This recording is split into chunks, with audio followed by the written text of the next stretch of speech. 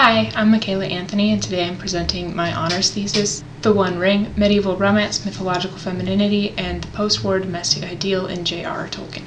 First off, I'd like to point out the significance of Tolkien's works within the fantasy genre. His most beloved and well-known novels, The Lord of the Rings and The Hobbit, did a lot for establishing a lot of the conventions of modern fantasy, specifically in medieval elements and elements of fairy stories. A lot of Tolkien scholarship focuses on these medieval aspects as well as Tolkien's philological feats within the texts. He created an entire language and bits and pieces of others. There's also a lot of feminist criticism of his work, and I believe that that's rightfully so. There are very few women in his most well-known works, The Hobbit and The Lord of the Rings. One essay that I focus a lot on in my thesis is Melanie Rawls's 1984 essay, The Feminine Principle in Tolkien, where she defines masculine and feminine in Tolkien as complementary to but not subordinate to each other. So basically she asserts that even though Tolkien creates a patriarchal secondary world, the patriarchy in that secondary world is not based on supposed feminine weakness like it is in our primary world, but instead it's based on the masculine talent for public affairs. A lot of feminist Tolkien scholars focus on Luthien, Arwen, and Éowyn, who I also focus on in my essay. They are the most prominent and well-known women in Tolkien's mythology. In my thesis, I examine the three women in terms of the strengths that they have given by their mythological and medieval foremothers. I argue that despite these strengths, the women still ultimately serve the patriarchal 20th century ideal of domesticity that became really popular following World War II. I found a lot of noteworthy things while I was researching, but one that I think is particularly important is the transition of Éowyn from Tolkien's early drafts to the published draft.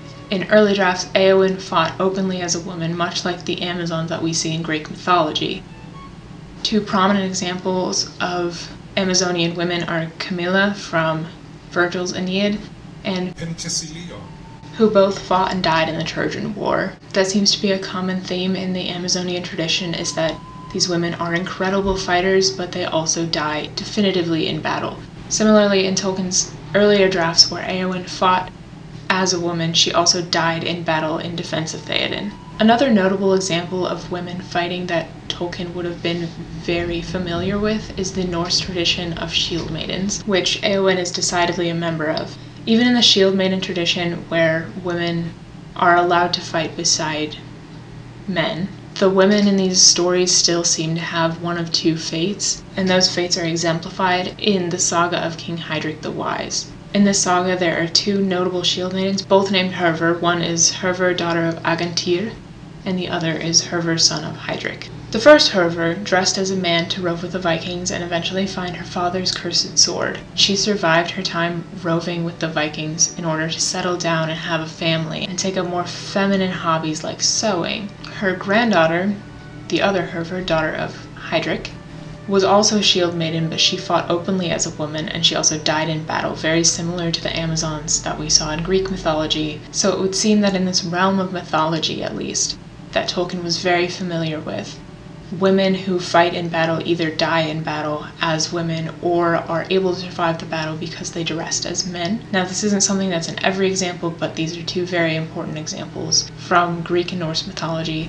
that are relevant to Tolkien's work. And this is also something that we see in Éowyn's character as she develops. By the time that the book is published, she fights as Dernhelm, a male soldier. She leaves the fight, and once she's done with that battle at the Pelennor Fields, she doesn't fight anymore. She goes to the Houses of the Healing and falls in love with Faramir and assumes a domestic life. Her confrontation with the Witch King is also very relevant to what I've been talking about. She confronts the Witch King dressed as Dernhelm, but once the Witch King announces that, quote, "No living man may hinder me," she responds, "No living man am I. You look upon a woman." And she takes off her disguise and is revealed as Éowyn. This is a very empowering moment because it does recognize that there is power in femininity, and it's precisely the fact that she is a woman that allows her to defeat the Witch King. However, This aspect of Éowyn's story is very similar to the Old French Le Roman de Silence, wherein Silence, born as a girl, is raised as a boy to protect her inheritance, and Silence is a wonderful fighter, and so they're sent to go capture Merlin, which is something that only a woman can do. So by the very fact that they capture Merlin, her biological sex as a woman is revealed, and then she marries the king and returns to domesticity, even though she was this very powerful and very great fighter. Similarly, the fact that the Witch King cannot be killed by any living man ensures that she has to reveal the fact that she's a woman, and then after that she doesn't fight anymore, she's returned to that domestic space. It seems based on the mythological foremothers of Éowyn that in order to survive the battle, she has to enter the battle dressed as a man. Otherwise, she would have to die in battle like the Amazons and like the second Hervor. Whereas if she enters battle dressed as a man, then her threat to the patriarchy is not as open as the other ones, so she can survive the battle if her femininity is revealed in that battle, and then she returns to domesticity.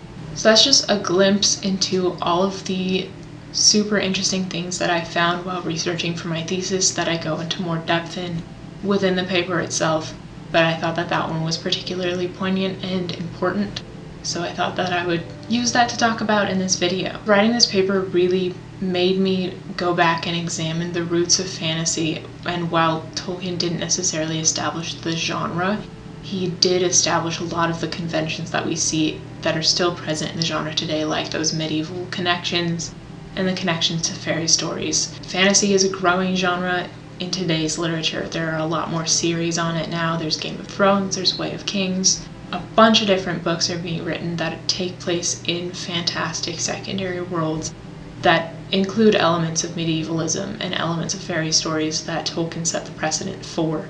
So I think that is important, not just to look at how active or passive women are in their own narratives, but also look at the themes that they fulfill, especially in contrast to the men in their narratives.